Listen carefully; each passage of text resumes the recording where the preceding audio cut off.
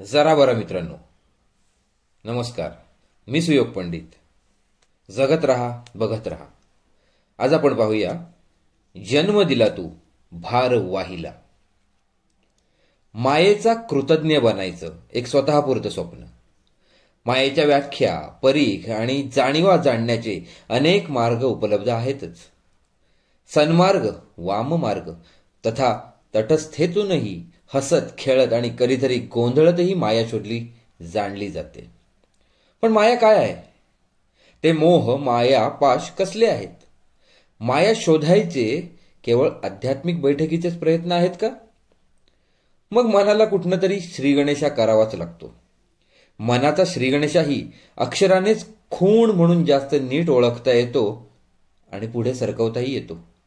हा साक्षात्कार झालेली जाणीव केवळ शब्दात अडकून राहत नाही. मग वाचनं होतात, रोज नवीन अफेअर वाचनासोबत.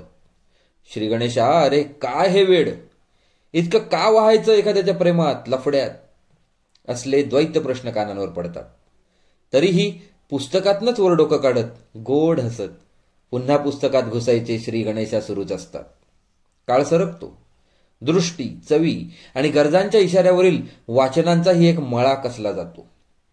आपल्याला सगळं कळतंय हे मनाला कधीच वाटू नये आणि असं मनाला कधीच भासू नये म्हणून स्वतःची ओळखच श्रीगणेशा मी अज्ञानी अशी करतो. प्रपंच चालू असतो, सगळे असतात त्यात.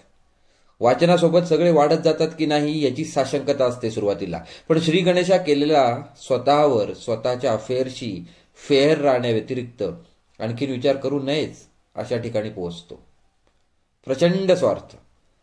मग अफेअरशी थोडी समानता येते असं वाटलं की रिकामं व्हावं असं वाटतं आपसूक. थोडं थोडं आणि श्रीगणेशाच्या लेखनाचा श्रीगणेश होतो, लेखन गणेश होतो.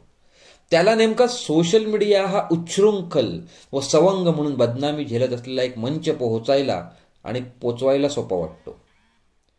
स्वार्थच वाचायचा आहे, अगदी निस्वार्थाने.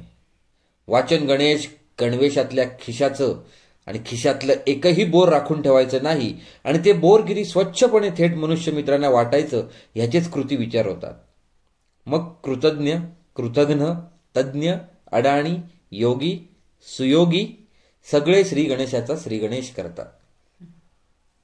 कधीतरी त्याला 4 विश्रांतीचे पळ म्हणून जिम कॉर्बेटचं घर दिसतं, जिथे त्याला एक कुत्रा अख्खं अभय घराचा पुरावा म्हणून आढळतो. तो न कुरकुरता त्यालाही हसत हसत मिठी मारतोच. ती मिठी जिम कॉर्बेटला वंदना असते. त्याच्या अपहरणाचाही अडाणी प्रयत्न होतोच. चाणाक्ष लेखन गणेशातला चतुर संकटमोचक तिथनं सही सलामत बाहेर पडतो. एकदा एखाद्या गोष्टीचा श्रीगणेशा करून ती गोष्ट महती, माहिती, तत्वज्ञान व ज्ञान सुपूर्त केल्यावर स्वतःला तत्काळ विसर्जित करतो हा श्रीगणेश साळुंखे, अर्थात नितीन साळुंखे. लेखक, वाचक, मित्र, पालक, गुरु आणि जीवन. क्षणाक्षणाला हा श्रीगणेश. श्रीगणेश हा श्रीगणेश स्थापून, पूजून, गाजून, मूक नावाजून मग विसर्जित करतच असतो. म्हणून अनेकांचा भार वाहता नाही, तो वाहत जात नाही. क्षणामागोमागच्या ज्ञान क्षणांना कितीही वेळा जन्म घ्यावा लागला तरी तो भार वाहतोच, मुक्त होत होत. स्वतःच्या ज्ञानीपणाचं विसर्जन करत, पुन्हा श्रीगणेश करत, गणेशाचा, नितीनचा, नितीन साळुंखेचा. धन्यवाद. जगत रहा, बघत रहा मित्रांनो. जरा बरा.